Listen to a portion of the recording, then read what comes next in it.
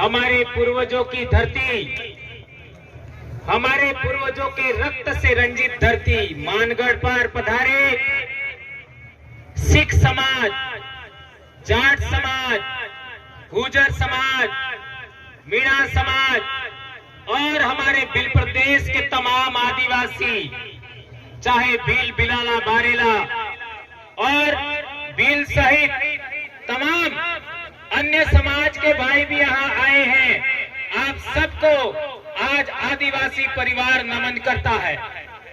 दोस्तों, यहाँ पर जो हमारे प्रशासन के भाई आए हैं, पिछले साल के मुकाबले इस साल उन्होंने भी अच्छी सेवा दिया और हमारा सहयोग समर्थन किया, उसके लिए उनको भी हम तहे दिल से धन्यवाद देते हैं।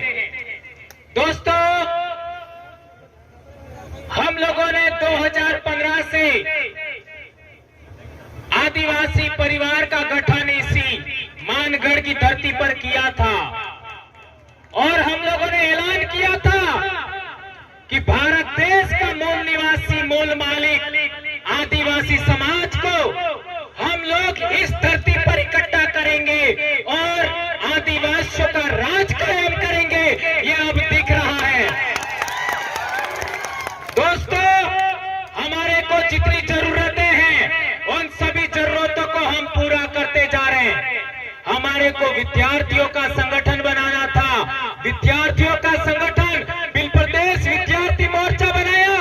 आज पूरे दक्षिणी राजस्थान में भील प्रदेश विद्यार्थी मोर्चा का परचम लहरा रहा है। आदिवासी परिवार से पहले, आदिवासी परिवार से पहले विश्व आदिवासी दिवस बहुत कम लोग जानते थे। आज हर जिले के अंदर, जिला मुख्यालय पर आपको विश्व आदिवासी दिवस मनाना है। ये बात हम कहना चाहते हैं। हम लोगों ने आपका वरिष्ठ लोगों के लिए भील प्रदेश मुक्ति मोर्चा बनाया है। हमारा जैस संगठन भी काम कर रहा है और भील प्रदेश युवा मोर्चा भी बनाया है और हम लोगों को सबसे ज्यादा परेशान करने वाले नेताओं को सबक सिखाने के लिए संगठन का भी रजिस्ट्रेशन हो चुका है। ये आपको ऐलान से कह रहे हैं। दोस्तों, हम लोगों ने इतने साल से बोला कि आप किसी भी पार्टी में हो, किसी भी संगठन में हो, किसी भी धर्म में हो, आप लोग आदिवासी परिवार की जाजम पर आ जाइए। लेकिन इन लोगों ने क्या किया? सबसे ज्यादा गैर आदिवासियों के निर्देश पर आदिवासी लोगों ने हमारे ऊपर एफआईआर किया, हमको निलंबित किया, हमको एपीओ किया और जिला बदर किया। आज मध्य प्रदेश की हालत देख लीजिए। एक गैर आदिवासी ने आदिवासी पर मूत दिया और हमारे लोगों को पर एफआईआर कर दिया केवल बोलने पर। और जो लोकेश ने जो कार्टून आपका भेजा था वो उसने नहीं बनाया था, वो किसी और ने बनाया था। सोशल मीडिया पर कई लोगों ने डाला था। हमारे मध्य प्रदेश के कई साथियों को जिला बदर किया गया, नौकरी से बर्खास्त किया। हमारे भी यहाँ पर राजस्थान के कई कर्मचारी, मैं इसके बाद हमारे टेप के अध्यक्ष और न जाने कितने कर्मचारी अभी पिछले दिनों हमारे प्रतापगढ़ के भी दो, आपका लसाड़िया के दो भाई जेल जाके आए हैं। तो इस तरीके से परेशान किया जा रहा है। इसलिए हमारे भाइयों ने सबने मिलकर के फैसला लिया कि हम लोगों को, इन लोगों को सबक सिखाने के लिए भी संगठन का रजिस्ट्रेशन करना है और इसका अंतिम कागज लेकर के कांति भाई, जगदीश पांडे और मोहन भाई और गरासिया जी, ये भाई दिल्ली गए थे और रिटर्न आते समय एक्सीडेंट हो गया और जगदीश भाई हमारे बीच में ना रहे और कांति भाई का अभी धीरे धीरे ठीक हो रहे। ये जो हम लोगों ने अभी तक इतिहास बताया कि 1507 आदिवासी यहाँ पर मारे गए और आदिवासी परिवार को आगे बढ़ाने में भी आपका 6 आदमी और गए हैं, उनको भी हमें 1507 में शामिल करना होगा।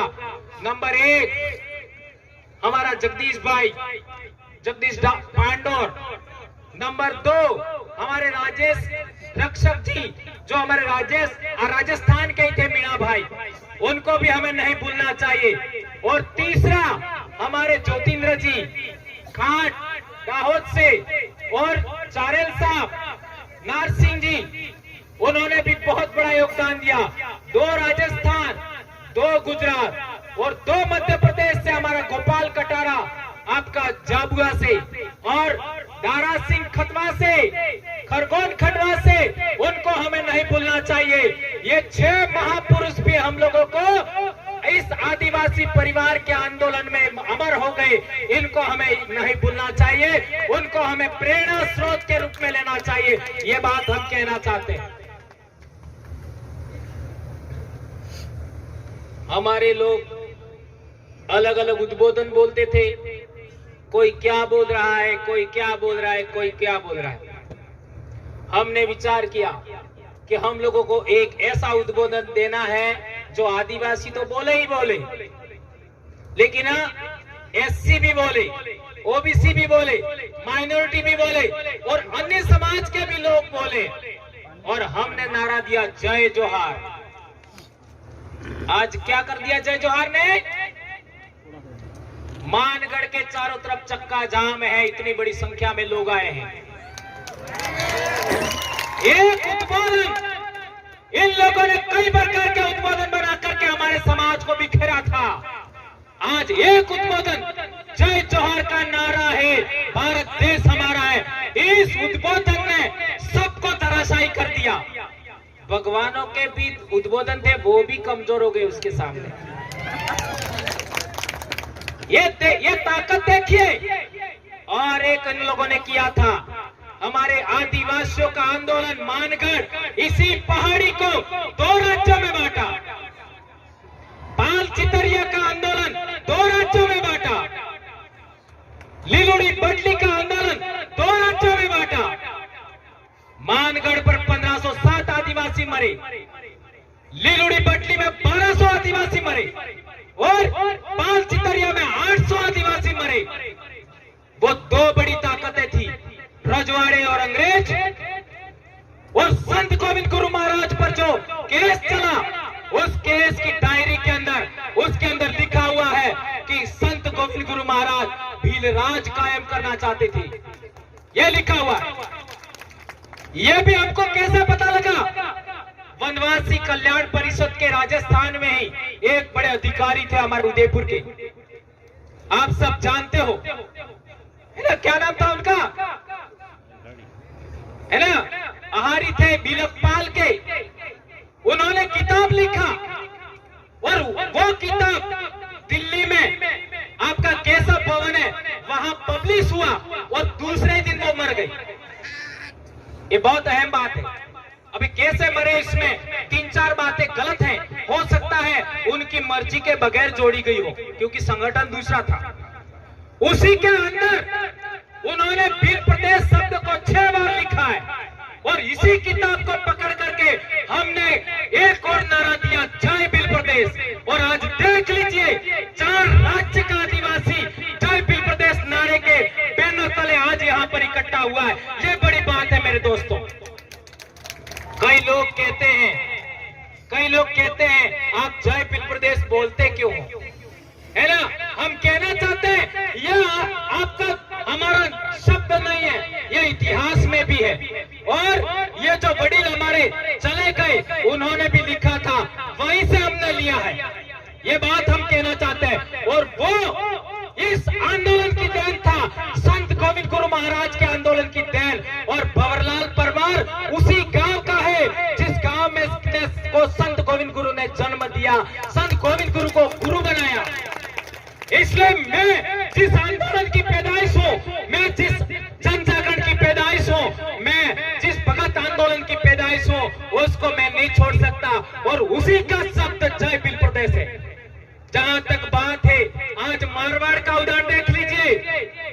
मारवाड़ के भाई भी जय भील प्रदेश बोलते हैं, हमारे सौराष्ट्र के भाई भी जय भील प्रदेश बोलते हैं। और तो और गोंडवाना के भाई भी जय भील प्रदेश बोल रहे हैं। और तो और हरियाणा में कोई आदिवासी नहीं है, पंजाब में कोई आदिवासी नहीं है, वहां के हमारे भाइयों ने भी जय भील प्रदेश बोला है। और क्या चाहिए? यह आपके पूर्वजों का, यहाँ 1500 साल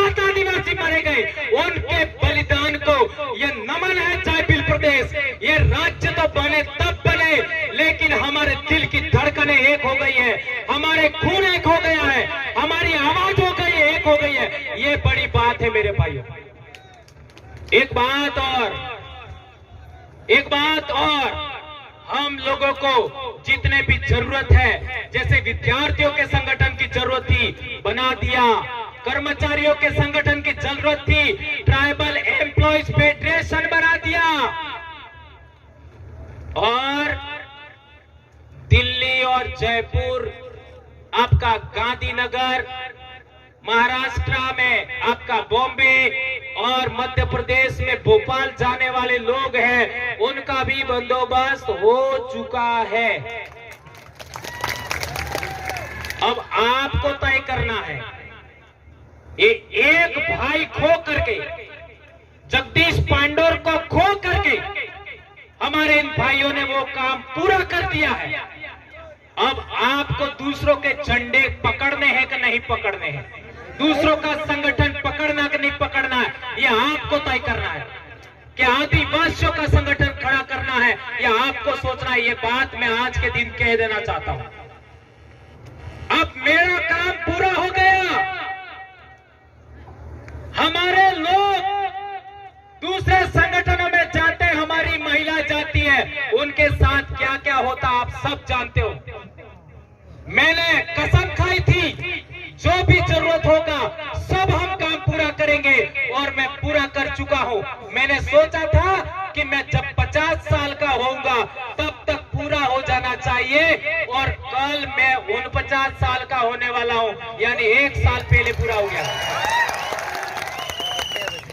ये इन पूर्वजों की देन है। मैं बार बार कहता हूं, मैं जो भी कर रहा हूं या बोल रहा हूं, वो मेरे पूर्वजों की अधूरी इच्छाओं का परिणाम है, और मैं बोलूंगा चाहे कुछ भी हो जाए। मैं बाप की अकेली संतान हूं, बीमार हूं, जो करना है कर लीजिए, नौकरी जाए बाढ़ में, कोई चिंता नहीं, लेकिन समाज को हम नहीं छोड़ेंगे।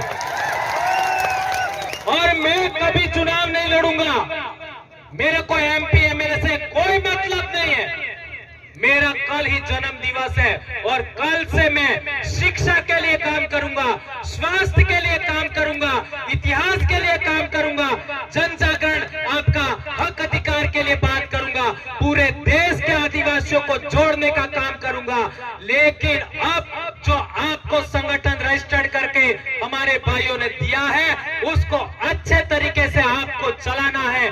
यदि आप नहीं चलाओगे तो आपको मानगढ़ के बलिदानियों की, आपको पाल चितरिया के बलिदानियों की, आपको भूला मालरिया के बलिदानियों की आपको सौगंध है। कसम खाइए हाथ ऊंचा करके, मैं सौगंध दिला रहा हूं। हाथ खड़ा रखिए, दो हाथ। मैं भंवरलाल परमार बोलूं तो आप अपना अपना नाम बोलना।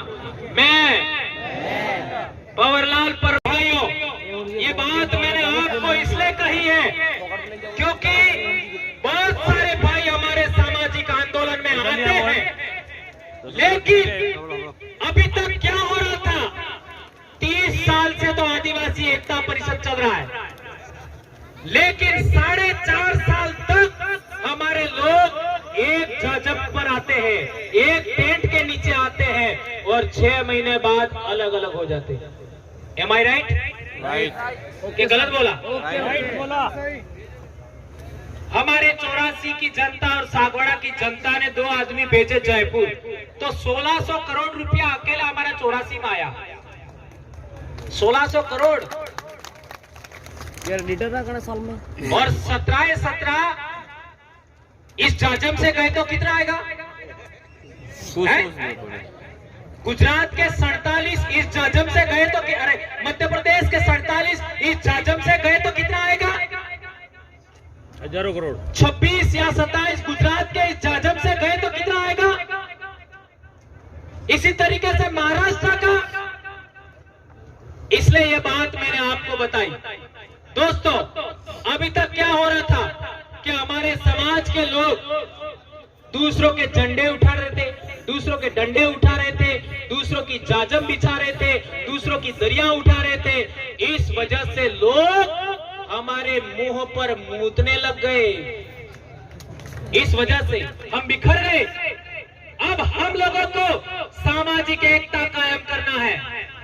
सामाजिक एकता के साथ साथ जितने भी सामाजिक संगठन है उनका एक अलायंस बनाना है, राजनीतिक संगठनों का अलायंस बनाना है, धार्मिक संगठनों का अलायंस बनाना है, और तो और हमारे जितने भी राजनीतिक लोग हैं चाहे वो किसी भी पार्टी में हो, मैं तो कहना चाहता हूं दूसरी पार्टियां जो हमारे समाज को अभी तक परेशान करने वाली पार्टियां हैं उनके भी लोग उधर हैं और इधर आना चाहते हैं, तो उनको भी जब पर हमें लाने का प्रयास करना चाहिए, भले वो आवे या ना आवे लेकिन हमें ऑप्शन देना चाहिए, ऐसा मैं कहना चाहता हूं दोस्तों। और एक इम्पोर्टेंट बात, हमारे हक अधिकार और आरक्षण से संबंधित जो बातें हैं उनको गवर्नमेंटों को हमें इस चुनाव के अंदर आपका घोषणा पत्र रखिए कि जो शेड्यूल्ड एरिया है उसके थानेदार आदिवासी होना चाहिए। सौगंध खाइए, हमारे शेड्यूल एरिया में जितने भी थाने हैं उनके थानेदार आदिवासी होना चाहिए, तो वोट हमसे मांगो, नंबर 1। दूसरा, शेड्यूल एरिया के जितने एसडीएम हैं, शेड्यूल एरिया के आपका जितने भी आपका डीएम है या कलेक्टर है या एसपी है वो भी आदिवासी होना चाहिए शेड्यूल डिस्ट्रिक्ट में, तो हमारे पास आइए, अन्यथा आपकी हमें जरूरत नहीं है, ऐसा हमें कहना होगा। हमारे बीच लखनऊ से अभी हमारे कल्पना जी बहुत भी आए हमारे बीच में, उनका स्वागत अभिनंदन। देख लीजिए, एससी समाज के लोग, ओबीसी समाज के लोग हमारी सामाजिक एकता देख करके हमारे बीच में आ रहे हैं और हम लोगों को प्रयास करना चाहिए। आदिवासी क्या उद्बोधन बोलता है? जय जोहार उद्बोधन बोलता है, और जोहार का अर्थ क्या होता है? जोहार का अर्थ क्या होता है? सबका कल्याण करने वाली प्रकृति की जय। और ओवैसी साहब ने भी बोला, ओवैसी साहब ने बोला ना, बोला क्या बोला? ये देश किसका है? आदिवासियों का है। आ रहा है ना। राहुल गांधी ने भी बोला इस देश का आदिवासी का मतलब क्या होता है? मालिक, बोला ना। और जोहार तो बड़ा प्रधान भी बोलते हैं, लेकिन आपके 487 एमएलए हैं वो कभी बोलते हैं? नहीं बोलते हैं। उनके पार्टी के वरिष्ठतम लोग बोल रहे हैं, वरिष्ठतम, लेकिन वो नहीं बोल रहे। गुलामी की भी तो कोई हद होती है? इसलिए राजनीतिक रूप से गुलाम बना के लोगों को आजाद कराने के लिए संगठन रजिस्टर्ड किया है, ऐसा मैं कहना चाहता हूं दोस्तों। और एक बात, हमारे कई सारे संगठन करता है, जोहार तो नहीं बोलते, कोई बात नहीं, लेकिन हमारे लोगों को निगरानी करवाते हैं। क्या निगरानी करवाते हैं? कहां जा रहे हैं, कहां आते हैं, और तो और कई झूठे आरोप लगाते हैं। ये ऐसा करना चाहते हैं, वैसा करना चाहते हैं, लेकिन एक बात हाथ ऊंचा करके शपथ खाइए, आज के बाद मानगढ़ से जाने के बाद आप लोग किसी को भी थप्पड़ नहीं मारोगे। आदिवासी परिवार के लोग हाथ ऊंचा करिए, किसी को भी थप्पड़ नहीं मारेंगे। लात घुसा तो दूर की बात है, हमारी बोली में ही इतना दम है, हमारी आवाज में इतना दम है, हमारे विचारों में इतना दम है कि हम लोग दूसरे लोगों को ठीक कर सकते हैं, और ये हमें करना होगा। दोस्तों, एक बात और कहना चाहता हूं मैं कि हमारे इलाके में जब भी दूसरे पार्टी के लोग आते हैं तो वो हम लोगों को कई सारे मुद्दे पकड़ा के चले जाते हैं, जैसे